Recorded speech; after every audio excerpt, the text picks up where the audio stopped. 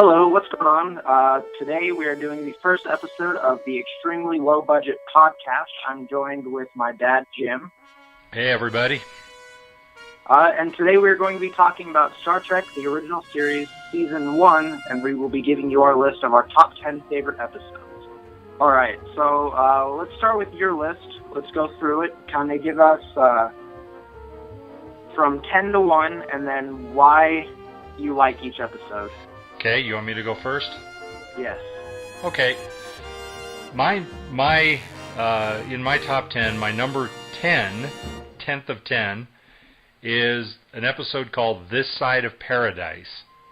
And on this particular episode, the Enterprise is headed to a colony to try to find out. They think everybody's dead because of a certain type of, not radiation, but it's a certain type of environmental issue that's happening on the planet that should kill all the people, but they find the people are actually alive, and everybody is super healthy, and they later come to find the reason why is because there's plants on this particular planet that shoot out spores and sort of make you mellow and bring you into kind of almost a joined mental state with everybody else, and you get all this perfect health. Well, the entire crew of the Enterprise ends up mutinying, and the real thrust of the story has to do with Spock, because he runs into a woman that he used to know on Earth, and he's now able to fall in love with her and experience those feelings. So ultimately it falls to the captain to be able to overcome the power of the spores once he's infected, and he realizes that strong emotions will basically kill off the effect of these things, and he's able to get Spock mad enough to shake off their influence, and then the two of them build a device that gets everybody upset on the planet and irritates everybody basically, so they start fights with each other, and everybody shakes off the influence of these spores, and everybody's able to go on. It's a great episode. I think that, I think if you look at sort of where this falls in the first season, it's towards the middle or end of the first season, and it's one of those episodes that really gives Spock some inner life and inner turmoil. But for me, Star Trek is always about Captain Kirk. And I think that this is one of the episodes that you really see how much being captain of the Enterprise means to Kirk. He's so concerned about losing this ship and losing what he has, really, which is his paradise, that he ends up shaking off the influence of the spores, which completely take over everybody else, including Spock. And I think it shows the strength of his connection to the ship and his position as captain. And it's something that, quite honestly, I think the J.J. Abrams movies have completely missed the boat on.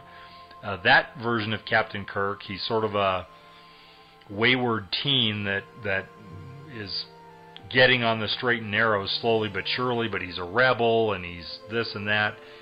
Captain Kirk, his first love is the Enterprise, and like in Star Trek Beyond, they depict him fairly young, for whatever reason wanting to give it up to be an admiral at some starbase. And I know that in this continuity, Kirk later does take an admiralcy, but that's much later in life. And this is the point of his life where he's the most happy. So, to me, This Side of Paradise, to me, the title, for me, is about Captain Kirk and the Enterprise. That's his paradise. So, I think it's a great episode. It's my number 10 on the list. See, I knew that was going to wind up on your list somewhere, and that one's actually my bottom 3 for Season 1. What don't you like about it? I don't like seeing Spock overly emotional for an entire episode like that. It was very off-putting to me, especially because I didn't see that as one of the, early episodes. I didn't see that one until this year when I marathoned all the Star Trek episodes, but when I saw it, I wasn't really into Spock being like that, and the way the rest of the crew is affected by it, and they all, kind of the overacting that comes from, Sulu and all that. I'm not a big fan of that. Well, yeah, a lot of these episodes are very melodramatic. part of that's because it was done in the 1960s. It was sort of the style at the time. And that's probably the thing that I think is probably my least favorite thing about the episode, is where it gets a little too, I don't know, too overacted at times with certain parts. But generally speaking, I think it's a pretty solid episode. So that's my number 10. What's yours? My number 10 is Miri, the episode where they travel to, and forgive me, my descriptions of the episode will not be as good as someone who's been watching it for 40-plus years. But they travel to the planet where the disease takes over everyone as they hit, where they grow out of their adolescence and start becoming adults. And it slowly drives them to insanity, I guess. Is that fair to say? Yeah. They turn animalistic and go crazy and wind up attacking. And then the disease kills them, right? Yeah, it basically, when they hit puberty, the disease kicks in, and it doesn't take long for them to get covered in all the sores and spots, and then they die shortly after that. Yeah, and when the Enterprise crew goes, they find out about the disease essentially because they get attacked by one of the men who had the disease, and then they all start to get the disease themselves. And all the people on the planet's surface, all the Enterprise members start to go insane, but they manage to fight it off long enough for McCoy to create the cure to the disease and save them all. Yeah. Yeah, it's a good one. What do you think's your favorite part of that? What do you like best about that episode?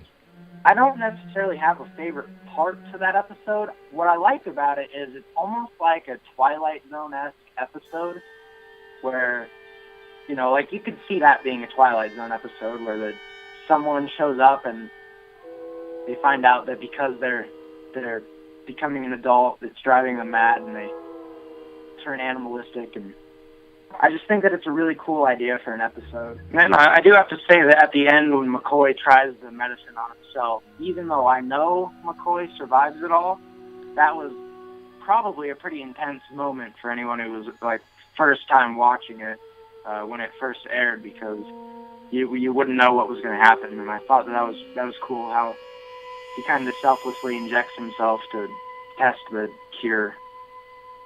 The thing I didn't like about it, I guess, would be the way kind of the kids all acted and talked, and I it's another one of those things where it's kind of they had to overact it, I guess, but like when Kirk is in there trying to convince them all to change to his ways, they got a little annoying, the way I can't even remember what they kept saying. They wanted to bonk him or something, and they all just get up on him and start beating him with all that stuff. When I was a kid growing up, it used to drive me crazy that they would leave their communicators out on the table like that. They'd just set their communicator down and walk away from it, and all those kids came in and stole them. And I used to think that was the dumbest thing, because no one would do that. They'd just, take it and put it in their pocket or back on their belt or something.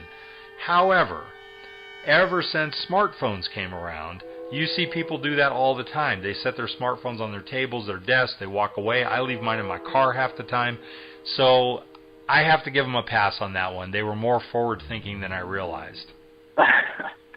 That's funny. Yeah, so you ready for my number 9? I'm ready. Okay, my number 9 is Shore Leave. And on this particular episode, they think they're going down to a planet just to have a nice, relaxing time. But what they don't know is that there's some sort of a community underground in the planet that has the ability to read people's minds, and anything you happen to be thinking about, they create for you to make it an amusement park kind of planet. But of course, our characters from the Enterprise don't have any clue what's going on. They beam down, they start seeing Alice in Wonderland and knights, and McCoy gets killed, and all kinds of crazy things are happening until they reveal at the end that this is basically just one gigantic amusement park. I love this episode. I think it's extremely fun. And again, with Kirk being my main focus, for me, the point of identification of this show, we start there's a few episodes that when you look at them and you take little pieces of them, you can kind of paint a picture of who a young Jim Kirk might have been. So if you watch the pilot episode called Where No Man Has Gone Before, Gary Mitchell makes this comment that they called him a stack of books with legs. That's how he referred to Kirk. And everybody said that Kirk was this tough guy. You either sink or swim in his class, or however the saying goes. And in Shore Leave, you get a little more of that. That not only was Kirk serious and he was a good academic student, but because of that, he got bullied. He had a bully at the academy that tortured him and made his life miserable. And it's just fun to think about that he might have been a super serious guy, really wanting to get into Starfleet. In my own profession, that's kind of how I felt. I was young and really wanted to get into this particular profession, and I really identified with that with Kirk. And it was fun to see that he had a bully, a tormentor, and it bugged him so bad for all those years that when the time finally came, for his mind to wander a bit and him to live out a fantasy, it was just beating the holy hell out of this guy that was bugging him all the time. So it's a fun episode. I love that they shot so much of it on location, because they're out in parks and it looks like they're at Vasquez Rocks at one point. And I think it's a really fun episode. What do you think about Shore Leave? Well, we'll get to that here in a minute, because that one appears on my list as well. Oh, very good. So I guess the low point in this episode for me, if I had to pick something that was kind of a low point, is I liked the fact that Kirk had a tormentor. I didn't necessarily think we needed to see that he also had a strong love interest back in the day, because she appears for a very short period of time. It doesn't really, to me, add anything to the plot. That he had this love once upon a time. Gary Mitchell talked about some blonde lab technician that he fixed Kirk up with and Where No Man Has Gone Before. And, this woman was blonde, and you think maybe that was her or whatever. Later on, as time went on and The Wrath of Khan came out, people often have said that they wonder if the blonde lab technician turned out to be Carol Marcus, who had Kirk's son. But in this episode, this character of Ruth just sort of appears and never is talked about ever again. And we could have done with that little interlude of his romantic life. It was just fun to see him and the bully. It would have been maybe a little fun to see more of that somehow. But so that was kind of my low point on that episode. So if we're holding off on Shore Leave for you, what's your number 9? My number 9 is Dagger of the Mind. So this is the one where they are, they're delivering packages to the medical office? Is that what's happening? Well, it's a penal colony, which means it's basically a jail. It's a prison, but it's for people that are criminally insane. So it's kind of a prison, but it's also kind of a hospital. Right, and so they're I can't remember. Are they there to deliver something to them, or? Yeah, they're beaming cargo up. They're there. Okay, that's right. Yeah, picking up something for some reason, and they wind up beaming up one of the escaped patients, who claims that they are brainwashing them and using them kind of for their own intentions. Right. And so Kirk and Dr. Helen Noel. There you go. Transport down to the planet to kind of give it to look around, basically. And they discover the brainwashing, all that stuff, and they wind up brainwashing Kirk. Yeah, so no, that you got it, and basically they have to overcome the machine and the guy who's doing the tormenting in order to get off the planet. Right. What'd you feel were the high points of that one? Well, I thought that Dr. Adams was probably one of the most underappreciated villains of the show, I guess. Because when you think about Star Trek villains, you go kind of with Gorn and Khan. Yeah. But, I'd never even heard of this guy until I saw the episode. And then when I saw it, he's just such a almost Scooby-Doo-esque villain in this, where you wouldn't necessarily expect him, especially because of how trustworthy he was at the beginning, where he let Kirk keep his phaser and he gave him communications to the ship, and then he turns out to be so diabolical and twisted. I think that he deserves a higher spot on the villain list of the original series. Yeah, I can see that. And, the actor whose name escapes me, I believe it's James Gregory. I think that's who played Dr. Adams. I might have that name wrong, but he did a lot of things back in the 60s and 70s. But the other major thing that I like that he was in was he was General Ursus in Beneath the Planet of the Apes, the gorilla leader that led everybody to war. Just a very, very good actor, very fun to watch. I think maybe why he gets a little lost in Trekdom, and I'm only guessing here because I do think he stands out quite a bit, but they never really explain his motive. I mean, why is he just truly just sadistic in torturing people, and is he just and why doesn't the staff turn against him if that's the case?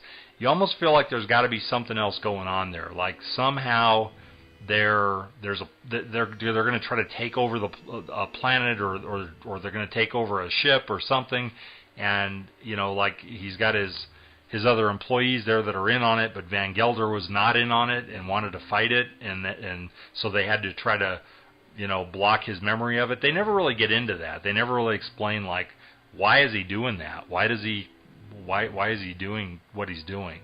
And maybe that's why he's not remembered as much as others. But it's a good one. Did you have a low point in this one? It's tough because I've only seen it one or two times, and it did stand out to me.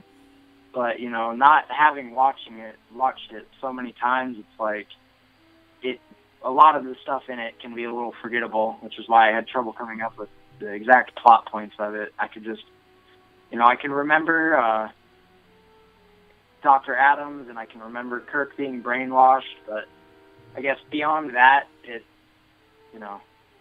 because it's not such a standout, like everyone talks about it kind of episode, it definitely a little bit got lost for me. All right, well, let's get on to your number 8 pick. My number 8 is a little gem called the Corbomite Maneuver. This is an episode where it was actually the first episode of the series after the Cage was a rejected pilot, and Where No Man Has Gone Before was a approved pilot, but the first episode of the actual series to film, first time we ever see Dr. McCoy, is Corbomite Maneuver. And basically what it is, it's a very layered story. It's a little bit of a mystery, where the first third or so, there's this cube that holds the Enterprise in space. They don't know where it came from, what its intentions are. It also, in that first part, we see that Kirk is trying to mentor a junior officer who he's promoted up to the rank to be the navigator for the ship. And this guy is not really ready. And McCoy doesn't think that it was such a good idea, but Kirk kind of pushed it, and he's pushing for the guy. And this Lieutenant Bailey is having a lot of problems while he's functioning as the navigator. So you get a little sense of that, and you certainly get a sense that McCoy and Kirk are friends. There's a friendship there, because McCoy's certainly talking to Kirk. If you look at the whole series, not many characters would get away with being as frank with Kirk as McCoy is, and right off the bat in his very first episode, McCoy's laying it on him about how he thinks he screwed up by putting Bailey in that position so early. Then it takes a turn because the cube has to be destroyed in order for the Enterprise to go on, and then they encounter a ship, and it's a gigantic ship where they encounter an alien who's the captain of the ship, who basically doesn't know the intention of the Enterprise, so he's threatening to blow the ship up. And the whole story takes a turn into, I guess, the stress of feeling like at any minute this gigantic, powerful entity is going to blow you to bits. So Kirk has to basically throw a Hail Mary pass and bluff the captain of this other ship, claiming that the Enterprise is equipped with something that would actually reverse the effect of whatever destructive force is going to be used on the Enterprise. It's going to reverse it and destroy the attacking vessel. So the large ship leaves, but leaves a smaller vessel that's towing the Enterprise somewhere. Ultimately, the Enterprise is able to disable the smaller craft, and in a story that's basically about whether or not the Enterprise is even going to make it in their first episode, if there will even be a second episode, because they're under the threat of death the entire time. When they finally turn the tables and they have the enemy where they want them, instead of blowing them up or whatever, Kirk actually goes to save them because he realizes they're in distress, and demonstrates the high values of humanity, which is a very cool twist. The ending is probably the low point for me, where they beam over, and it's funny because they're on the transporter pad, and Scotty tells them to bend low because it's small, it's cramped over there, and he beams them into this room, and sure enough, they have to be bent over, but they walk 2 feet into another room, and they can stand upright, and there's this gigantic ceiling that's like 20 feet above them. So I never quite understood that, why Scotty chose the closet to beam them into for whatever reason. And then they encounter Ron Howard's little brother drinking some kind of grapefruit juice or something, and it turns out he's actually a friendly guy wanting to get to know them. That ending's okay. I guess because the show is really about so many other things, the ending kind of gets a little bit of a pass to me. It would have been nice if something else had happened. I don't know what, but it's a fantastic episode. It's just full of a lot of drama, a lot of interesting aspects of each of the characters. We start to get to know them like right off the bat in the series. It's tense. It's just a great episode. What do you think about the Corbomite maneuver? This is definitely one that I've debated whether or not to put on my list, and ultimately didn't, but I do enjoy this episode for sure. This must have been one of the earliest ones I can remember seeing. I know it always was weird to me. Baylock was just that little kid rather than that big alien, but that's what they were. Right. Right. Well, definitely. Well, yeah. I mean, that's the ending that kind of falls apart for me, is that. But we do get a sense of Kirk's nobility in this episode. He's obviously not just going to say a lot of fancy things about who humans are and what we stand for, but he's actually going to do those things. Even though the crew is, the crew is basically barely breathing a sigh of relief that they haven't all been blown to bits and that Kirk's bluff worked. And you could tell they're ready to get out of there. They just want to turn tail and go. But because the other ship is in distress and it needs help, and they think that there's no way that the mothership is going to ever hear the distress call, they go help them. They go help these people that were trying to kill them, and that's especially for 1966, what a really unique way to end the show, instead of it just being about, hey, we've got them where we want them, so let's blow them up. So humanity, the nobility of the 23rd century, all come through in Kirk in this one, which makes it a great episode. What's your number 8? My number 8 is Shore Leave, that one we just talked about. Yes. What is it? What do you like about that one? Well, it's another one of the early ones that I can remember seeing, and it's definitely one of the most fun episodes for sure. I have vivid memories of coming downstairs before school to eat breakfast, and you just having that one on and ready to play. Definitely a fun one for kids for sure, and I do enjoy the idea of it, that anything you dream of can come true. And then I actually like McCoy's story in that one the best, where he's with the girl, and there's kind of the love between, or the romantic interest between the two of them, and at a point he again pulls his selflessness out and thrusts himself in front of the knights with his big jousting stick, and he winds up dying. And then turns out that anything you dream of can happen with no real consequences, and it's definitely a fun idea. Any low points in Shirley for you? Not really. I think that overall that was a pretty solid episode all around. Yeah, that's a good one. So moving on to number 7 for me is an episode called Balance of Terror. This was the episode that introduced the Romulan Empire and they were the big threat. And really the reason that they were there was because, in my view of this story, because I'm, in this particular time in history, I think most of these shows were written that, like the Romulans that appear once, or maybe they'd come back again, but it really wouldn't be all that big of a deal. And so they made them look like the Vulcans. And the reason for that was because there's an officer on board the ship who had some family history during the Romulan War where his family was killed, and he just always hated the Romulans. But they've never seen humans, and humans have never seen Romulans until this encounter. And they look just like Vulcans. So this guy's got an axe to grind with Spock. And it's fun to see a twist on racial prejudice, where it's not one human prejudice against another human for color of skin or whatever, but it's really a human being prejudice against a member of a whole other species. It's a non-threatening way to tell a bigotry story. To some degree, that's what this episode is.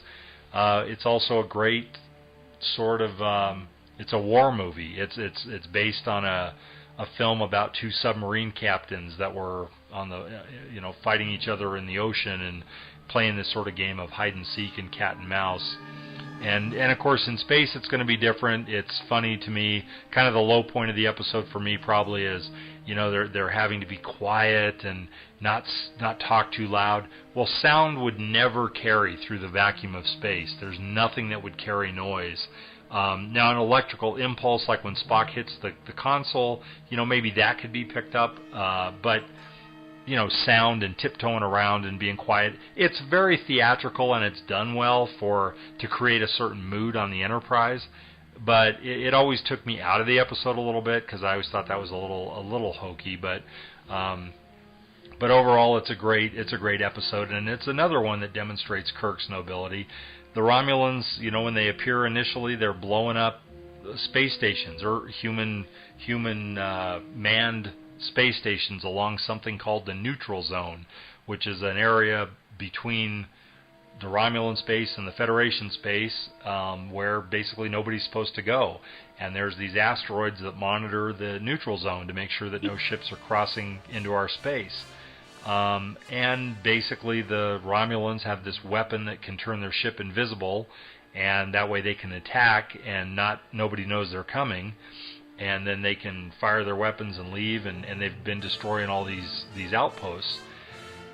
And Kirk basically watches as one of these outposts is being blown up, and just wants to go after this captain. But he finds out, even though he doesn't meet this captain or even talk to him till the very end, that this is kind of a peer. It's an equal. This is not a dummy in charge of this Romulan ship. This is a guy that calculates, and he's smart like Kirk. And the two of them have, I think, for 2 people that never confront each other physically, it's a great story of these 2 captains going at it across the neutral zone. And at the end of it, Kirk brings them to their knees. These guys would have surely destroyed the Enterprise if they had the chance.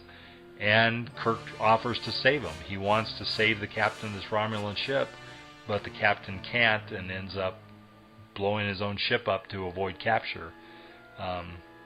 So it's just it's a serious episode. It's got a lot of very dark themes to it, but it's just an outstanding show. I love Balance of Terror. What do you think? I think I will be talking about that a little later on my list. Okay, sounds good. All right then. What's your number 7? My number 7, I've got Return of the Archons. This one is one that I'd never heard about before I marathoned the show. And when I saw it, it was just such an interesting episode, I guess, that it stuck out enough to wind itself up on my top 10 list. So, it's the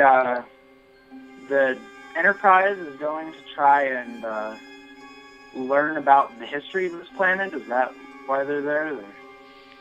I don't really recall if they ever said. I think that there was this ship called the Archon, the USS Archon, that went missing like 100 years earlier or something, and they went to find it.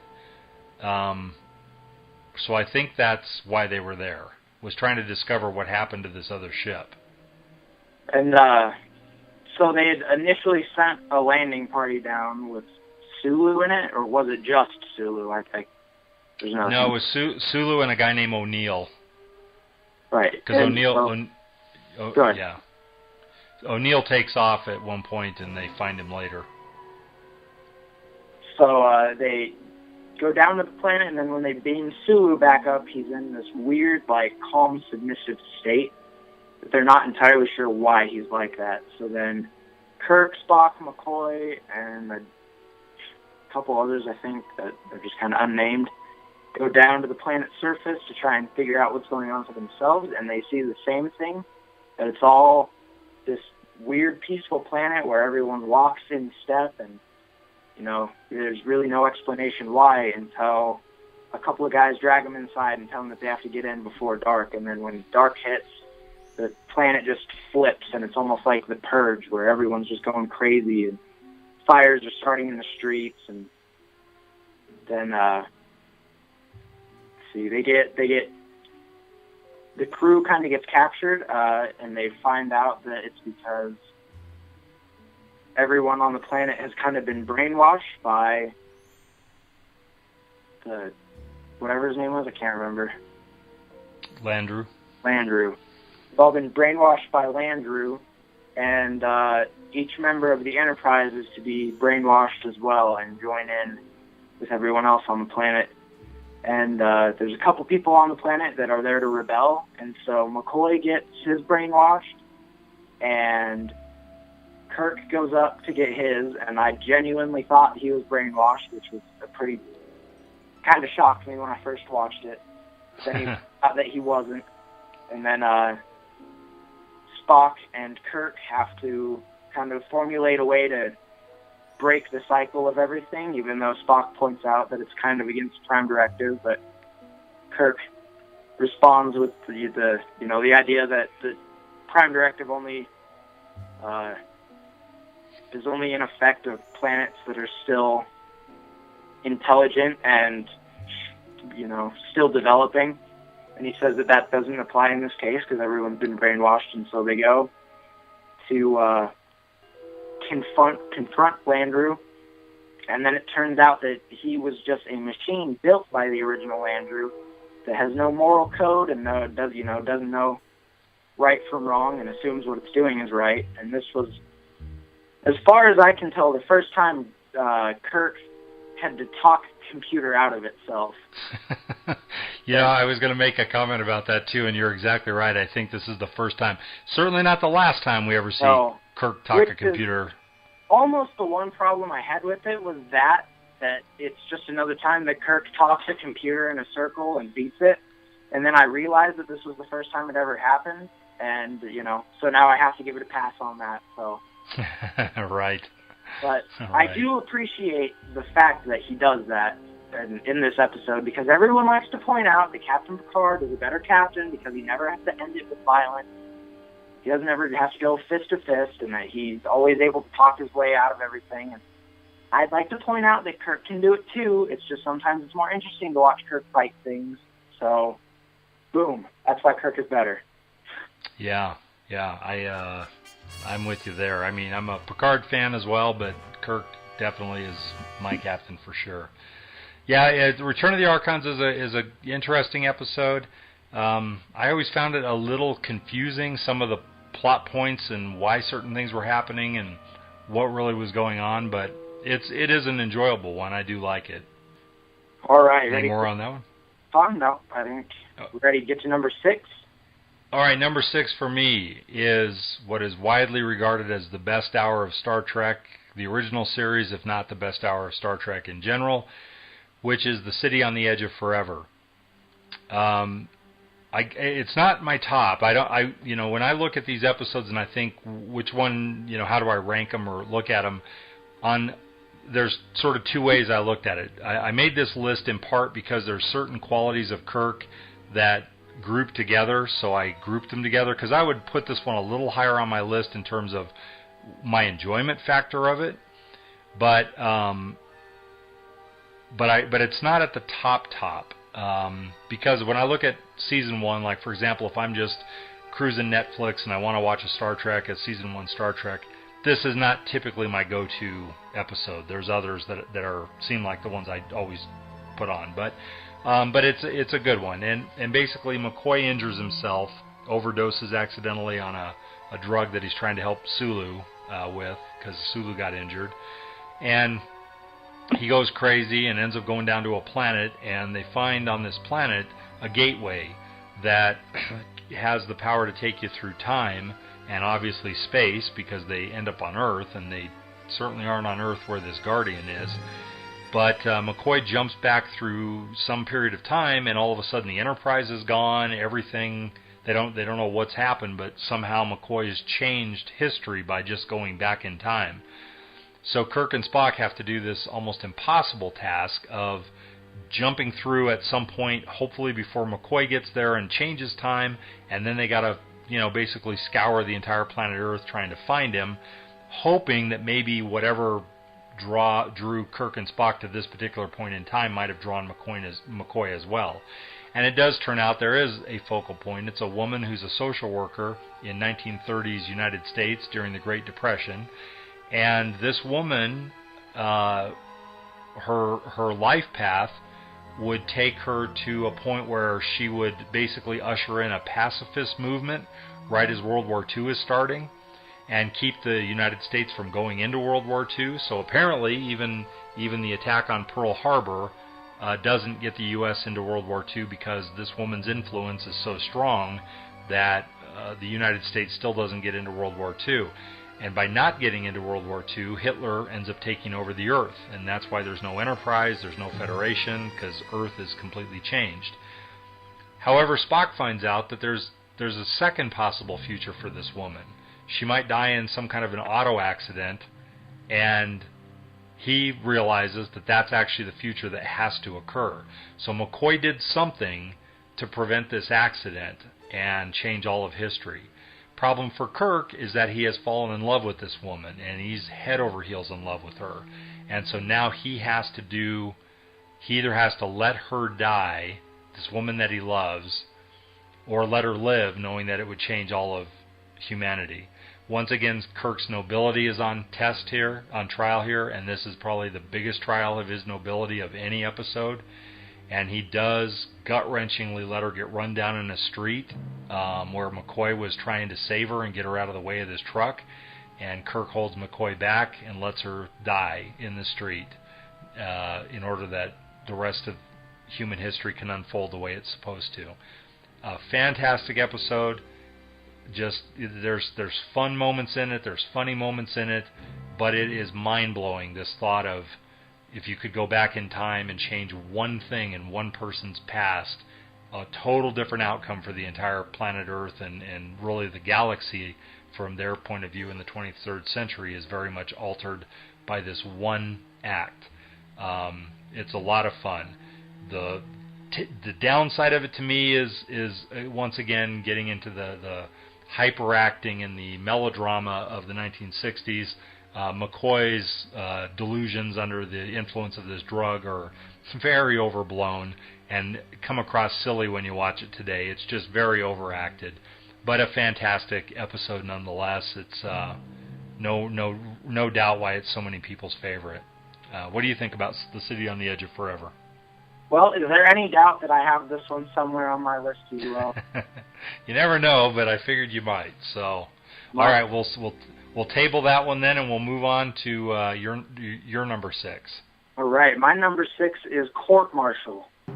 You talk about a lot how season 1's Kirk had, fallacies to him, and he wasn't perfect like season 2 and 3 Kirk winds up being.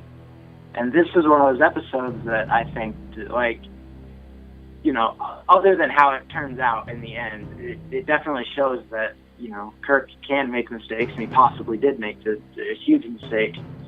And so he is accused of killing a crew member intentionally because the member had to clear a torpedo pod, I think it was, and Kirk winds up jettisoning it while he's still in it. And he goes to court and he knows he didn't do it, but then when he sees the computer evidence, you know, even he almost believes that he might have done it.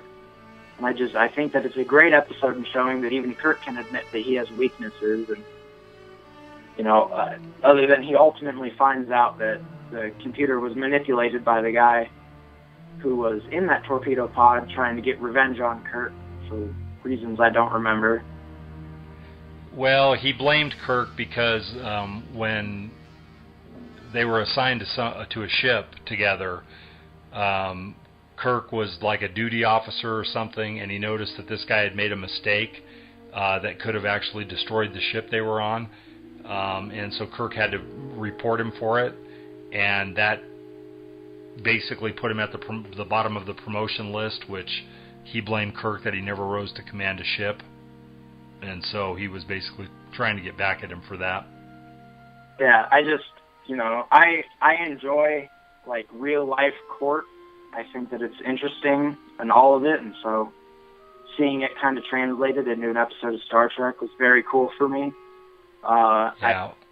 I enjoy seeing it where, you know, even, especially with how kind of, the one low point for me is just kind of the ridiculousness of how someone could physically manipulate a computer so much as to where it recorded something that didn't happen. Seems a little implausible to me, but... Well, yes and no. I mean, I think if you look at what can be done with video editing now, you look at some videos on YouTube and, you know, quote, magic tricks that people look like they're doing, you wonder how they do that. And I always looked at it from that point of view. Is not so much, I mean, they make it about computers and being able to manipulate computers, but basically this guy is re-editing a video and making it appear in a way other than how it unfolded, which to me, I mean, you know, I think was kind of very ahead of its time to live in a society today where everything is being videotaped. You store security cameras everywhere. Everybody's phone has a camera on it. Cameras everywhere. And we all have computers now that are very capable of editing things to, manipulate images in a certain way. You know, basically what this was photoshopping. That's what this guy did, was a version of Photoshop with a live video or a full video of Kirk. And so to me, that's not so implausible. I thought that the motive of not getting promoted to captain and yet working on Kirk's ship and this elaborate ruse to frame him. And so what's the guy going to do? Pretend dead forever after Kirk's busted? I mean, it's not the smartest plan in the world that this guy came up with. And so that's what always took away from it with me. But I'm with you on the first 2/3 of this episode. I think the fact that Kirk really questions himself and wonders if he could have slipped in a critical moment, and where it's his. You know, it reminds me a lot of police officers today who get accused of doing all kinds of horrible things, and the public will see this little snippet of video that shows one tiny angle or one perspective, and and everybody, and especially when you have somebody else narrating the video and they're screaming and yelling and whatever, and it just makes it seem a lot worse than it is. And you wonder, those guys are sitting there in court essentially like Kirk is. They're being confronted with this little video clip that they can't, that doesn't tell the full story. In the case of court-martial, it's because it was a photoshopped, manipulated version. In today's case, it's because, these cameras only record snippets of things. You can't be right where the officer is. And this sort of man versus the computer in court, or man versus video in court, that's reality now. That's today. And this was 1966. I think it was fascinating that they, again, were so somehow intuitive and ahead of the curve. They really nailed an issue for today that, you know, that they depicted in the 60s. Yeah, it's very true. So, yeah, that's a good choice. Moving on to number 5. Number 5 for me is a show called Charlie X. Charlie X is about a young boy who's 17 years old that was found on a planet that was basically believed to be uninhabited. And they're taking this boy who everybody thinks grew up by himself, listening to the computer banks of the crashed ship that he was on, and learning to eat native vegetation and things like that. And they basically believe they're just transporting him from ship to ship, trying to get him back to some human colony where he can interact with other people. But it turns out that actually there is a life form on the planet he was on, a very powerful life form that teaches him how to use his mind to create and do whatever he wants. And so suddenly it's almost a godlike power in the hands of a 17-year-old kid who falls in love and basically is rejected by the woman he falls in love with, and he can't handle it. There's a lot of, you know, subtle father-son issues going on here, the way he relates to Kirk. There's a coming-of-age component to it. There's just, you know, absolute power corrupts absolutely, but in the hands of a 17-year-old kid, it's even more dangerous.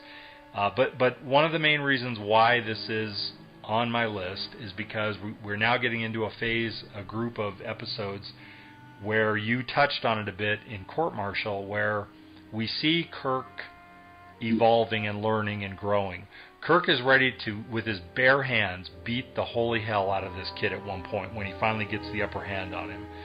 And then at the end of it, when it turns out that this kid is basically living with energy entities that can't touch and feel and can't interact the way humans do, and it's a kind of hell that this kid really lives in, and he's begging them to help him and begging him to stay. Kirk actually tries to talk the entities into leaving him with his own kind, with his own people, and Kirk knows it'll never work. You know he knows that this kid can never live in a society of other humans because this power is too much for him. And he's trying to do something to help this kid, and you can just feel it at the end, the sadness and the hopelessness as the kid gets taken off the ship and his voice just echoes off as he's taken away. I just think it's a great episode. It's just really fantastic and fun. What do you think of Charlie X? Well, you know, I never thought of it as in depth as you have, but initially where that ranks on my list is one of the lower episodes in the first season. Really?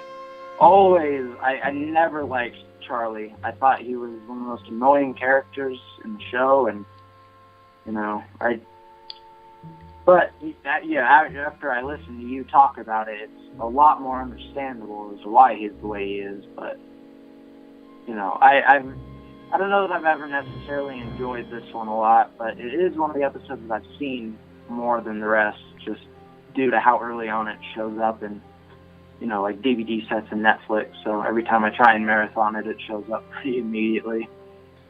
Has a lot going on. Kind of Kirk's insecurities about fatherhood. You know, I think there's a lot. I think it's a great show. What's your number 5?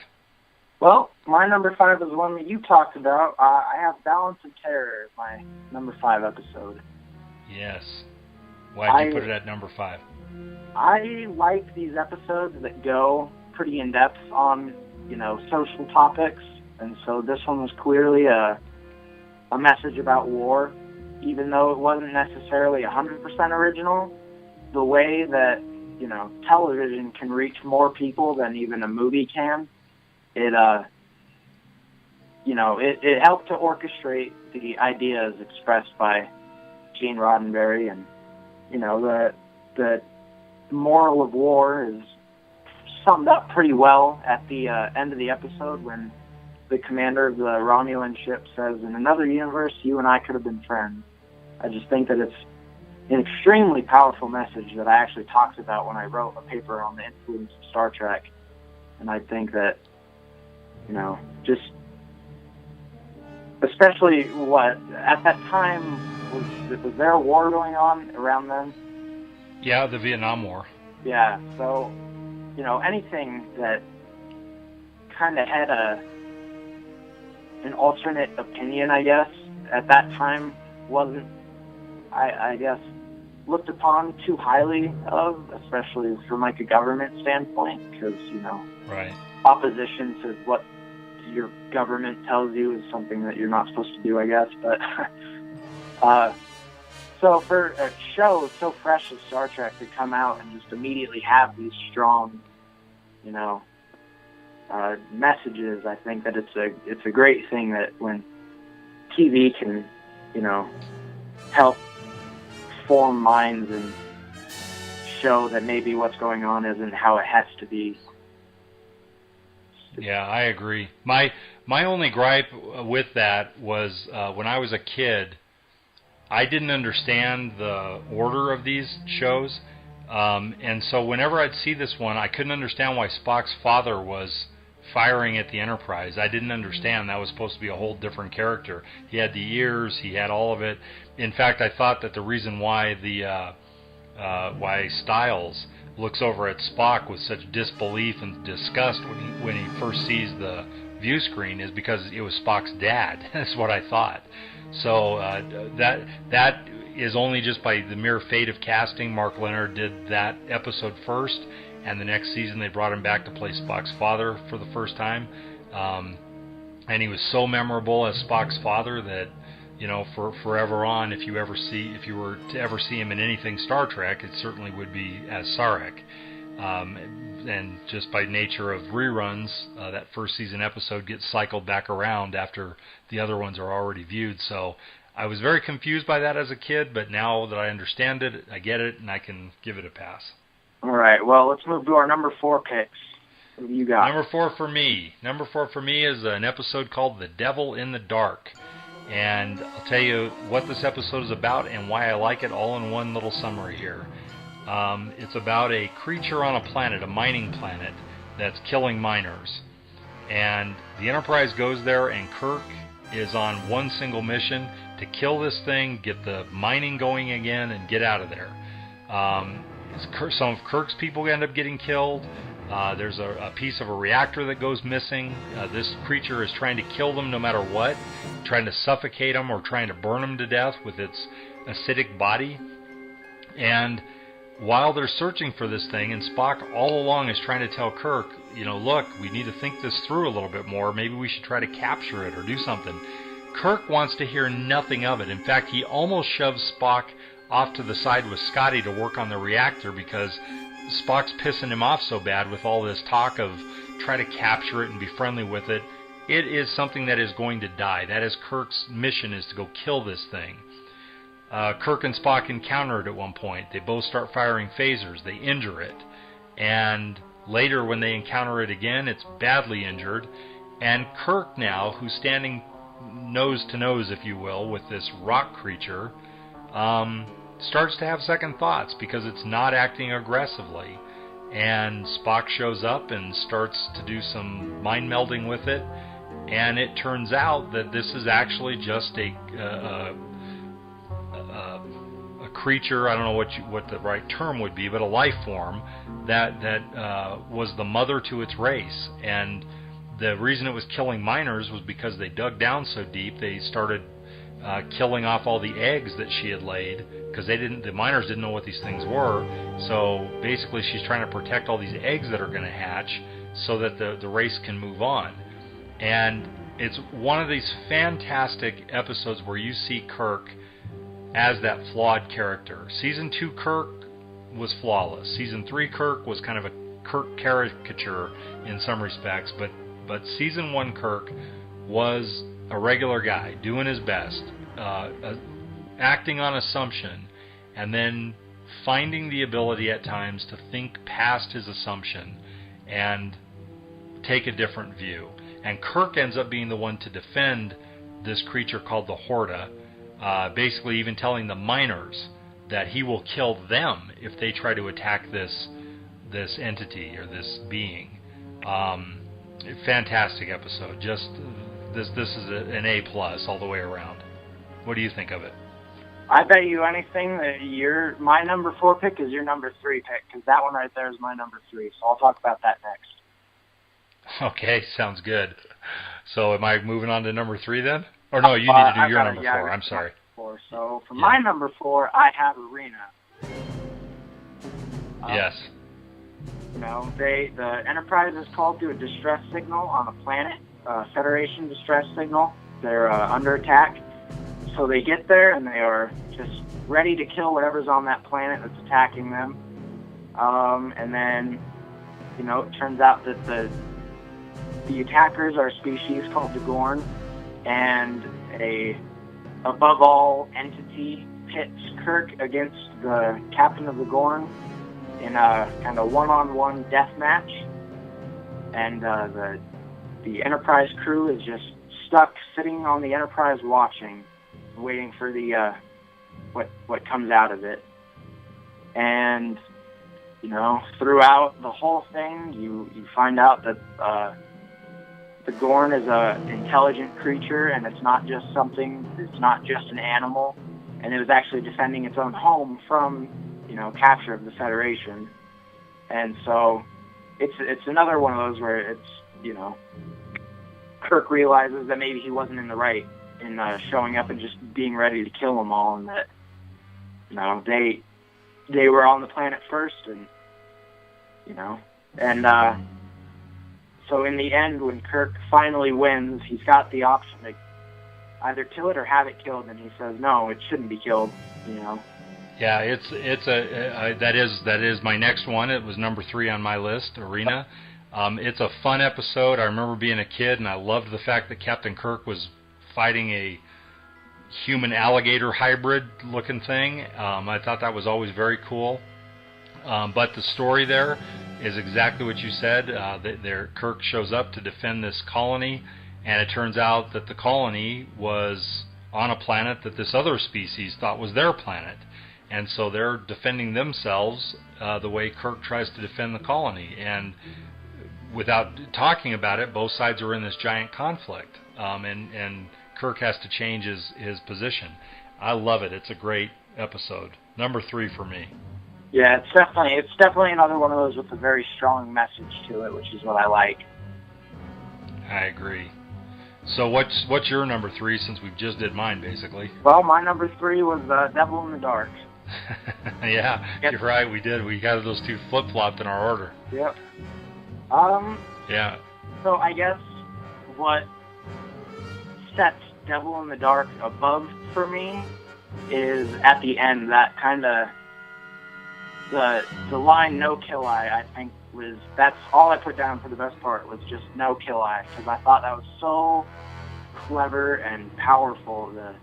Is it a plea for us to not kill it, or a promise that it won't kill us? That's just, yeah. You know, without even being intelligent enough to speak to them, it gives whatever it can to try and, you know, show that it's not there to hurt anyone, and it's there just trying to protect its hatchlings, I guess. It seems so perfect to me. Yeah, I agree. It's, like I said earlier, it's a fantastic episode. So we were both close on those 2. My number 2 episode is Errand of Mercy, and I absolutely love this episode. This is the first time we meet the Klingons, and basically the story opens up action-packed. The Enterprise gets attacked in the first couple minutes of the show, and it is taking a pounding. It returns fire, destroys a ship, and they know it's the Klingons because a declaration of war has just been announced. And there's this planet called Organia that both sides are fighting over because it's got a strategic importance to it. And the Enterprise gets cut off from Kirk and Spock. They have to pretend they're Organians when the Klingons occupy the planet.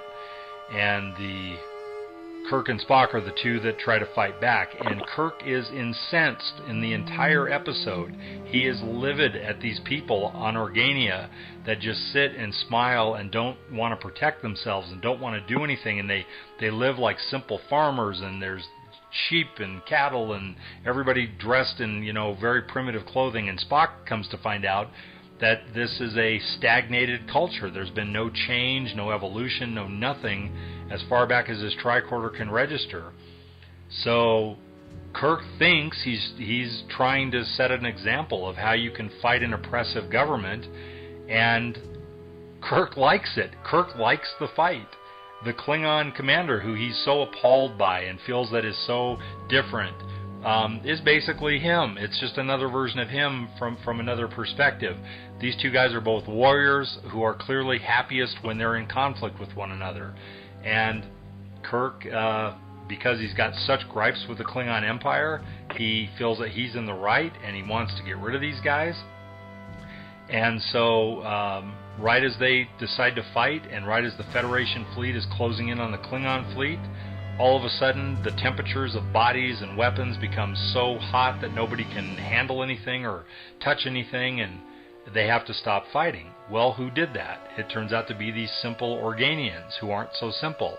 They're not primitive people. They have actually evolved into this pure energy form, and the only reason they look human is because they were trying to do this for the sake of Kirk and the Klingons, to make them feel more at home. So this petty conflict that Kirk and the Klingons are having, to the Organians, is appalling. It's just it's Neanderthal, it's caveman-like, it's barbaric in their world. They're so far evolved past it.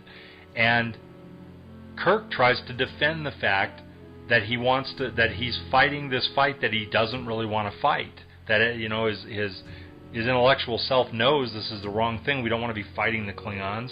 I think Kirk's emotional side likes it. He likes the fight. He likes the conflict on some level. But he's defending it, and the Organians have to put him in his place and tell him basically, why in the world are you defending the right to annihilate worlds and have intergalactic war? Why would you defend that? And he has to stop and think about it. And Spock gives him this look with this smirk on his face like, hey, yeah, how are you going to explain your way out of this one? It's just a great subtle little moment, and Kirk standing there almost red-faced, embarrassed that he basically was put in his place the way he was, and it showed that he really needed to rethink his motives on this war and why he wanted to fight, and that maybe there's a better way.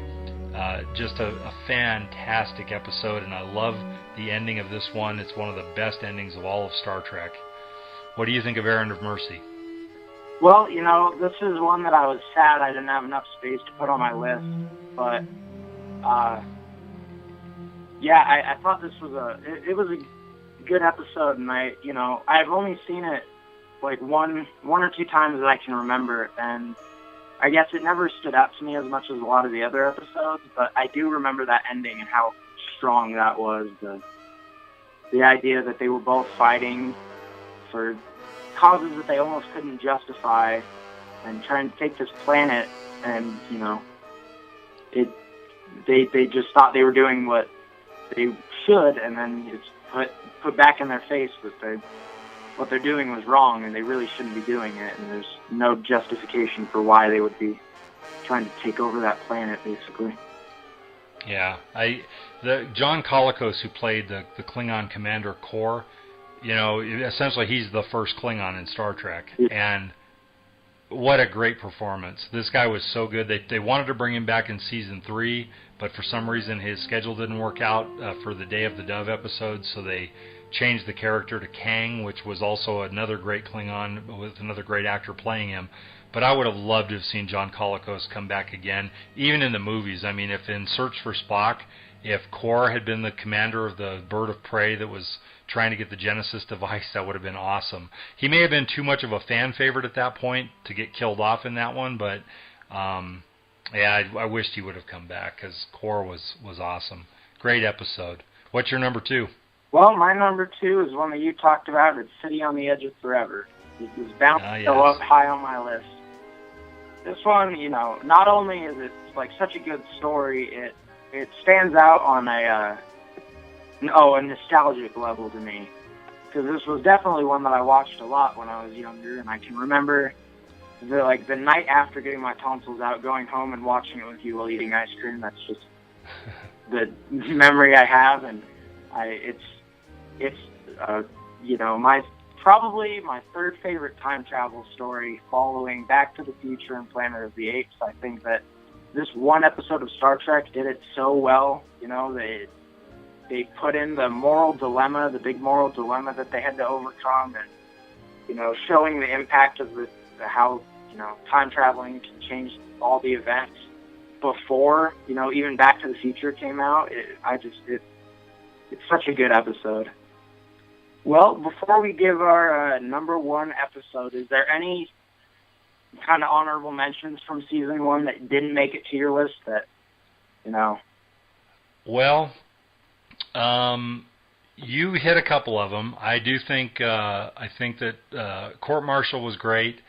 I liked the two-parter, the Menagerie, that folded the original pilot, The Cage, with Captain Pike in it, and it was Spock on trial on that one. That's a very enjoyable two-parter, and I definitely like that one a lot. And Space Seed did not make my list. I don't know if it's your number one, but it didn't make my list at all. And I do think it's an honorable mention, not just because they brought Khan back for the movies, but it's a well-crafted, fun story. It just wasn't for me. It didn't, like I said, to me, Star Trek is about Kirk and about his experience in life and what he learns, how he grows. There's a great scene in Space Seed where they have like a sparring at a dinner table, and Khan's realizing how clever and crafty Kirk is, and that is the best scene in Space Seed to me. But it didn't make my list. But those are probably my honorable mentions: Court Martial, the two-part Menageries, and Space Seed. Any honorable mentions for you? You know, I thought that Tomorrow is Yesterday was a really cool episode that definitely was overshadowed by City on the Edge of Forever and the time travel. Right. Weirdly, Operation Annihilate I had as one of my honorable mentions. Just another nostalgic episode. That one always kind of creeped me out. The like ravioli monsters. They right.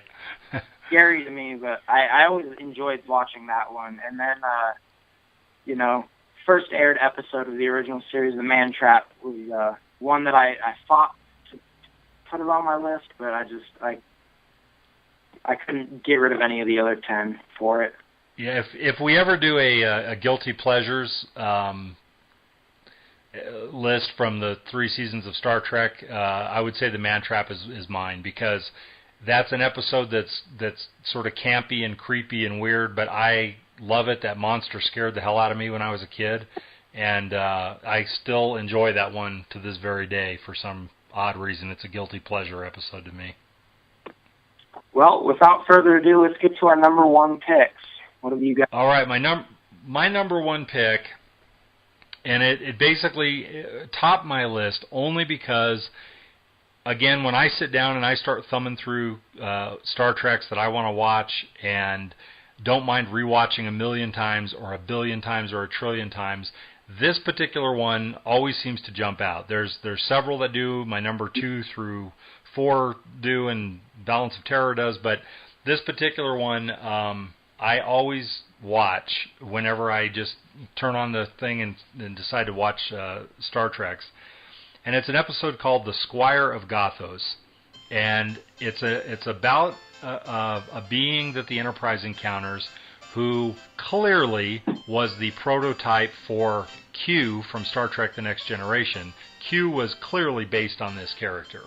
But he essentially, the Enterprise comes across his planet, and he's been looking at Earth through a telescope, and so because light travels a distance, by the time it gets to his planet, he's actually seeing things from 700 years in the past, and he thinks that's modern humanity.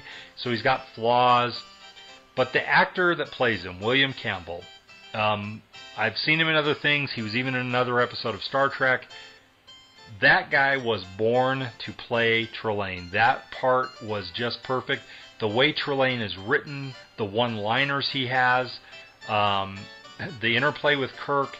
This is so frickin' much fun for me. I love this episode. And at the end, it doesn't have the big learning points that some of the others, Errand of Mercy and Devil in the Dark, had for Kirk. But it is another one similar to Charlie X, where Kirk's made a lot of assumptions about Trelane, who he is, what he is, where he came from, and it turns out he's a kid. Trelane is just a kid, and these are his toys that he's playing with, the Enterprise and the people. And his parents basically call him to dinner at the end of the episode and make him put his toys away, and he has to leave, and off the Enterprise goes. Not the most mind-blowing ending, but a fun ending. And like I said, it's one that I just, for whatever reason, I gravitate to this one all the time. And I think it's because William Campbell was so much fun as Trelane, and watching him interact with Spock and Kirk, it makes me laugh out loud, parts of it, every single time I watch it. I love it. I love this episode. My favorite season 1 for sure. What's yours? Well, to talk about that one real fast, that one was another one that crossed my mind when I was putting this list together, and I did, just going through this marathon of him, I noticed him when he shows up in The Trouble with Tribbles, and I stopped the TV to find out if it was really him. But yeah, that's a good episode, and it definitely sparked the best Futurama episode to come out as well. That's true. That is absolutely true. Well, you pretty much guessed mine. My number one pick is Space Seed, because I love Khan so much. There is no better villain ever than Khan. He's so cool. Started with how much I like Wrath of Khan, and that's my favorite movie of all time, and seeing him in the episode was just so cool. But that one just is the absolute number one episode for me. Yeah, it's fun to marathon when you start with Space Seed and then you go directly to Wrath of Khan, Search for Spock, Voyage Home. That's a fun little 5-part marathon, or a 4-part marathon of watching. I think it is a good episode. Kind of funny how my number one did not end up on your list at all, and your number one didn't end up on mine, but we had the similar feelings. Like Squire of Gothos for you, you could see it could be up there. You like it. It's a one that stands out, and that's how Space Seed is for me exactly. Yeah, I know how much people love Khan, and I guess that's not one of the necessarily most highest rated episodes of Star Trek, but there's no getting over how much I love Space Seed. It's just such a perfect episode. It's got the intelligence battle between Kirk and Khan. It's got the physical battle between Kirk and Khan. It's got the backing of Kirk's crew and how much, they look up to him, and even the woman that falls in love with Khan is willing enough to save Kirk's life because of how great Kirk is, and in the end she still winds up going with Khan. It's got everything that you could want. It does have a fantastic ending. It's interesting though, because for you being born in 1998 and growing up from that point forward, all the original series Star Trek movies were part of the past to you. You know that's always something that had happened. It's not anything you saw occur at the time like I did, because I was in high school when they started making the Star Trek movies, and I was in between my sophomore and junior year of high school when Wrath of Khan came out. And I'll tell you what I remember thinking about when they announced it. They said it was the Wrath of Khan, and I remember trying to think, which one is Khan? Which character was it? And then I remembered from Space Seed, and I was actually disappointed. I was like, oh, that one? Not that I hated the episode, but when you looked at Star Trek from my point of view in the 70s, where it was just, the 79 original episodes, and then, of course, they had done one movie, to springboard a feature off of that particular episode, it didn't make any sense to me at all, because I thought it was somewhat forgettable. It was an okay episode, and then I started remembering the ending where Kirk, and Spock have that dialogue about, well, it'd be interesting to see in 100 years what seed cropped or sparked up from the what crop came up from the seed you planted today. And I remember thinking, well, now that's disappointing, because now we're going to find out that everything went to hell apparently on this planet. But then the movie came out, and it was a great movie. And then I started watching the two of them back to back when they came out on video cassette and really started to appreciate Space Seed more and more. And of course, it makes tons of sense if you're the producer coming up with a Star Trek movie. The first one, even though it made a lot of money, it was seen as kind of boring and a failure, and they wanted to make this one more lively. So the new producer who came in, a guy named Harv Bennett, sat in a room watching all the episodes. It took him several months, but he watched all the episodes back to back. Well, if you're a producer and you suddenly see an episode with Ricardo Montalban on it, and at the time he's watching it, Ricardo Montalban's playing a character on a TV show called Fantasy Island, which is a huge hit TV show, it makes all the sense in the world to bring that character back because you can get that actor again, and it's somebody that was at that time very popular, to television audiences, for another Star Trek. So it makes a ton of sense, and you're right. When you look at Star Trek as a whole, Khan is the one true villain of all of them. You could argue some of the Klingon commanders were, but most of Star Trek's antagonists really aren't villains. They're computers that run amok, or a life form that we don't fully understand, or something like that, or even like in the case of Operation Annihilate, a very evil life form, seems evil anyway, taking over people and taking over planets, but there's no, you can't do a movie around that, around the ravioli monsters coming to attack. So, Khan really was. He really was the one antagonist in Star Trek that makes all the sense in the world to bring back. It's just all so perfect. I love Khan. Yeah, it's a great one. All right, well, that was fun. Fun list. I think you had some good picks, and it was fun talking about it. It's always interesting to me to have conversations about Star Trek with you, since this was something I grew up with so long ago, and it's always been a part of my life, and you enjoy it, and for different reasons, and it has a whole different look and feel to you as a person growing up in the 21st century, and it's just fun to get your perspective on it, and thanks for letting me be on your podcast. Of course. This is not the last time, for sure.